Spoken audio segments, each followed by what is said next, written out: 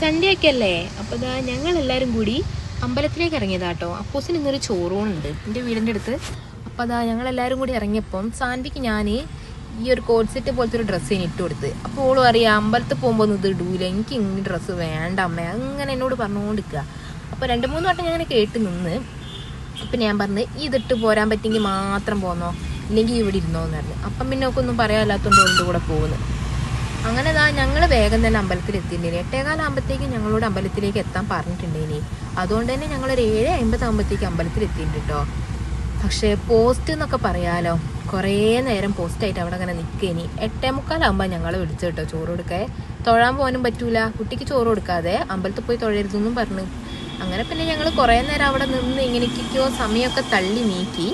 അതിന് ഞാനേ ഇവിടെ പുറത്തുനിന്ന് കേട്ടോ ഈ വോയിസ് ചെയ്യുന്നത്, അതുകൊണ്ട് തന്നെ വണ്ടീൻ്റെ നല്ല സൗണ്ട് ഉണ്ട്. അപ്പം എല്ലാവരും കൂടി ഇതാ വിളിച്ചപ്പോൾ ചോറ് കൊടുക്കാൻ വേണ്ടി അങ്ങോട്ട് പോവാണ്. അങ്ങനെ ഓരോരുത്തരായിട്ട് അപ്പൂസിന് ചോറ് വാരി കൊടുത്തു. ഓനാണെങ്കിൽ നല്ലോണം വിശക്കുകയും ചെയ്തിട്ടുണ്ടേനി, കുറേ ടൈം ആയിട്ടുണ്ടേനിയല്ലോ.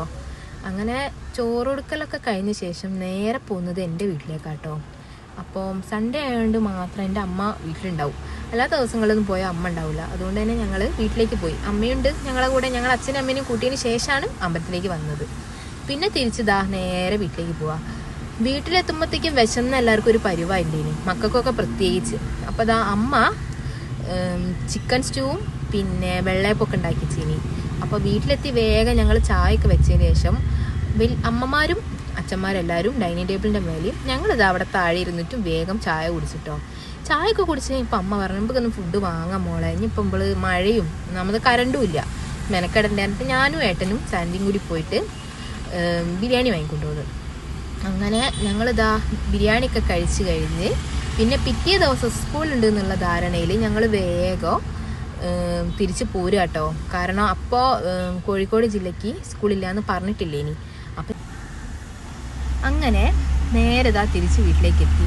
പിന്നെ ഞങ്ങളെ വീഡിയോസിന് വ്യൂസ് എന്തായാലും കൂടുന്നുണ്ട്. ഈ കാണുന്ന ആൾക്കാർക്കൊന്ന് സബ്സ്ക്രൈബ് കൂടി ചെയ്തിട്ട് കാണുമോ? അപ്പോൾ